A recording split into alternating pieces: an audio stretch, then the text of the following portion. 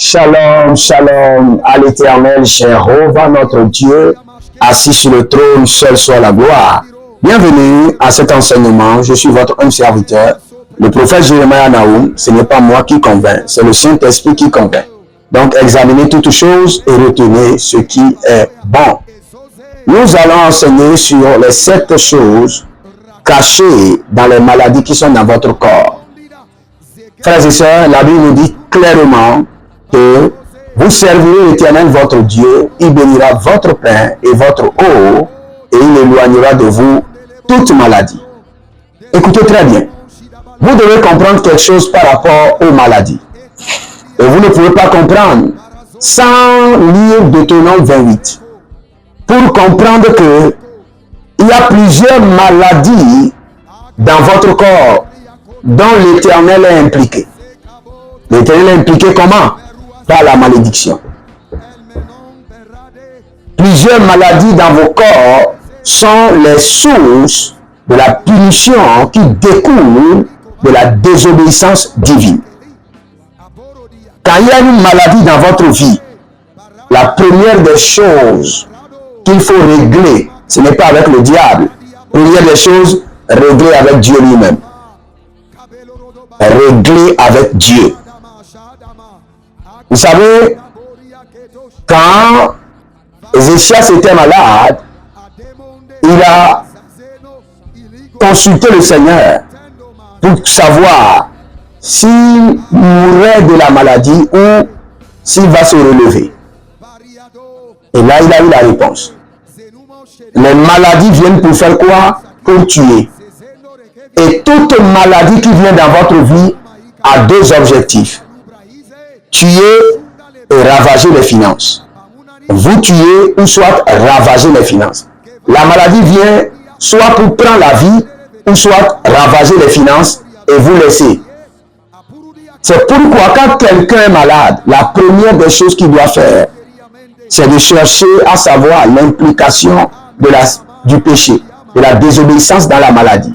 Et aller se prosterner devant le trône de Dieu et invoquer la miséricorde de Dieu. Pour que par le pardon, le Seigneur puisse le guérir. Et la deuxième chose que vous devez comprendre concernant les maladies viennent pour tuer et ravager les finances. C'est pourquoi quand quelqu'un est malade, la première des choses, il doit aller faire un hôtel, déposer une semence, ou quelle qu'en soit la vision, la mission de cette maladie, elle ne m'emportera point, elle ne ravagera pas par mes finances. Je livre une rançon à l'Éternel. Je dépose une offrande à l'Éternel. Quelle qu'en soit l'offrande, allez dans l'autel de votre église et quand il y a une maladie, c'est la première des choses. Il y a plusieurs personnes qui ont des difficultés quand il y a un problème d'aller vers l'autel de Dieu, se prosterner, confier la situation à l'Éternel et sceller avec une semence. Mais Ils sont prêts. Ils n'ont pas de difficulté à acheter les médicaments, à faire des examens, à courir à gauche, à droite pour les opérations. Mais quand il s'agit de venir devant le Seigneur, se prosterner, premièrement, et vérifier si la malédiction ou c'est les conséquences des désobéissances, ils ont des problèmes avec cela. Deuxième chose, venir devant le Seigneur, bâtir un hôtel pour que la maladie, cette attaque, ne puisse pas les ravager, ni ravager leurs finances. Il ne peut pas le faire. Il trouve des difficultés à le faire. Parce que l'esprit qui veut les ravager, veut forcément les ravager. Ah, Malaromba Sisakwados. Troisième chose que vous devez comprendre, les maladies qui sont dans votre corps sont là par le système héréditaire. Cela veut dire que votre père a la maladie et la maladie se trouve dans votre sang. Maintenant, quel est le problème? Le problème est quoi? La sorcellerie fait maintenant le scannage de votre corps et voit que dans votre famille, il y a le diabète. Et que fait la sorcellerie? Que fait les méchants? Maintenant, eux, ils activent la maladie avant son temps. Notez cela. Ils activent la maladie avant son temps. C'est ce qu'il faut comprendre par rapport à la maladie qui est dans votre corps. Il y a certaines maladies, pour que vous ne puissiez pas vous en douter, pour que vous puissiez dire, c'est vrai, dans notre famille, il y a telle maladie. Non, mon frère, ma soeur, lève-toi. Il y a une main invisible qui a activé cette maladie avant le temps. Il y a une main invisible qui a activé la maladie afin de te compliquer la vie. Il y a une main invisible sorcellerie qui a activé cette maladie parce qu'elle a vu qu'il y a des finances qui veulent venir et la maladie a été activée pour avaler les finances à venir ou les finances disponibles. Même s'il y a la maladie dans votre famille, dès que la maladie apparaît, après avoir réglé avec Dieu, après avoir bâti l'autel, couper la main, il y a une main invisible derrière ces maladies. Maintenant, quatrième chose qu'il faut noter, vous devez comprendre que dès qu'il y a une maladie dans votre corps, vos ennemis en profitent. Et quand les ennemis en profitent, eux, ils émettent des déclarations, des enchantements, des divinations. Pour dire quoi? Que les médicaments ne vont pas marcher pour vous. Que la prière ne pourra pas vous délivrer. Jusqu'à ce qu'il y ait de destruction ou de mort. Vos ennemis en profitent. C'est pourquoi ce n'est pas à tout le monde on appelle pour dire, ah, tu sais, depuis quelques jours, j'étais malade, je ne me sens pas bien. Frères et sœurs, tu es en train de mobiliser des sorciers qui vont se réunir et mettre des décrets et dire que les médicaments ne vont pas travailler pour toi. Et que la personne qui doit prier pour toi pour que tu sois délivré, que tu ne vas jamais rencontrer cette personne. Que tu vas juste rencontrer des gens qui vont te faire papoter, divaguer, comme la femme qui perdait le sang pendant 12 ans avant que tu ne rencontres Jésus. Donc comprenez le système. Quand quelqu'un est malade, il y a un décret qui le suit pour dire les médicaments ne vont pas marcher.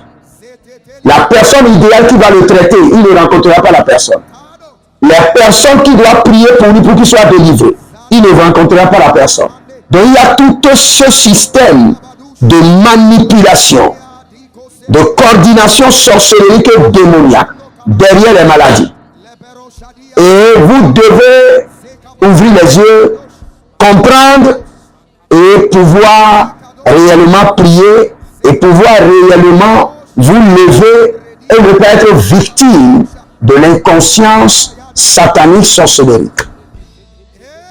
Frères et sœurs, il y a certaines personnes qui sont malades et cette maladie est la conséquence des pièges qu'ils ont placés sur le chemin des autres. Et cela, il est très difficile pour eux d'être guéris. Très difficile. Ils doivent invoquer la miséricorde, prier, jeûner, faire des semences, rencontrer les hommes de Dieu, et il y a un cycle. Il y a un cycle qui est imposé sur eux. Il y a des gens 10 ans. Parce que eux, ils ont projeté ces maladies dans la vie des autres. Et il y a eu retour à l'envoyeur. Retour à l'envoyeur. Et c'est là où les hommes de Dieu doivent faire attention. Vous devez bien surveiller, il y a des gens. Et ils sont en train de souffrir du retour à l'envoyeur. Ne vous précipitez pas à prier pour eux. Non. Laissez-les traverser le cycle du jugement divin. Ils doivent porter cette maladie pendant 10 ans. Porter cette maladie pendant 15 ans. Vous savez, dans le désert, il n'y a rien à faire. Le peuple doit porter le joug de leur péché pendant 40 ans. Il n'y a pas quelqu'un qui pourra les délivrer.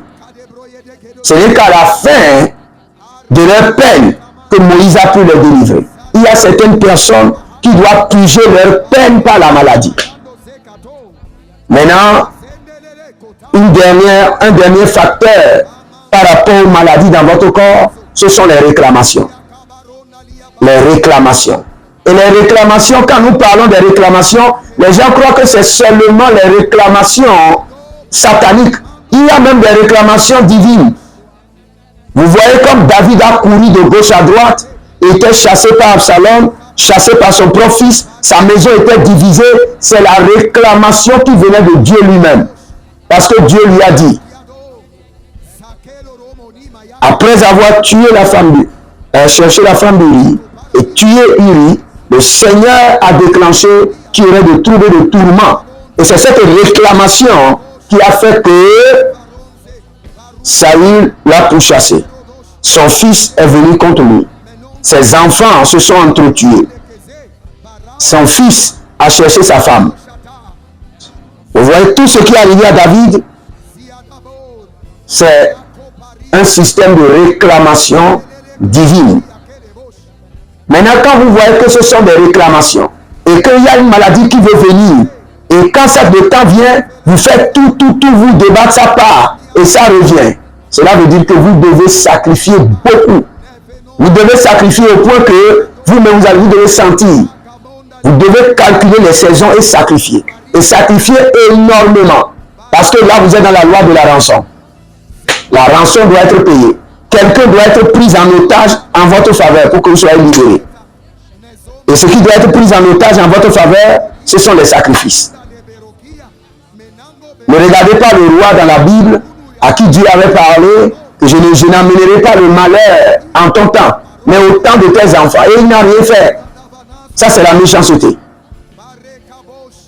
Parce que si tu sais que le Seigneur amènera le malheur au temps de tes enfants, lève-toi maintenant dans les sacrifices.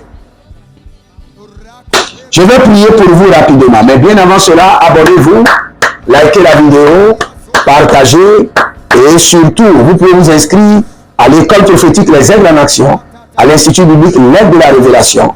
Aujourd'hui, nous avons commencé 7 jours de promotion, où nous faisons une réduction de 39%. Donc, inscrivez-vous, c'est juste pour 7 jours. 7 jours et une réduction de 39%. Pour l'école prophétique, la formation, le diplôme, l'impactation, tout. Vous devez vous inscrire maintenant. Après 7 jours, le prix change. J'aimerais prier pour vous. Si vous voulez un entretien VIP, appel vidéo, prophétie, délivrance, inscrivez-vous maintenant et je prierai pour vous de manière spéciale. Que la main de miséricorde de l'Éternel descende sur vous. Quelle qu'en soit la source des maladies, l'objectif des maladies, que la miséricorde de Dieu intervienne. Que la solution provienne de la miséricorde divine. Que la solution provienne de la miséricorde divine. Au nom de Jésus-Christ de Nazareth. Avant de partir, écrivez dans les commentaires, l'Éternel a parlé, l'Éternel a agi. Libérez votre semence, votre donation, soutenez l'œuvre de Dieu de tout votre cœur et vous verrez la gloire de Dieu. Que le Seigneur vous bénisse. Shalom et à bientôt.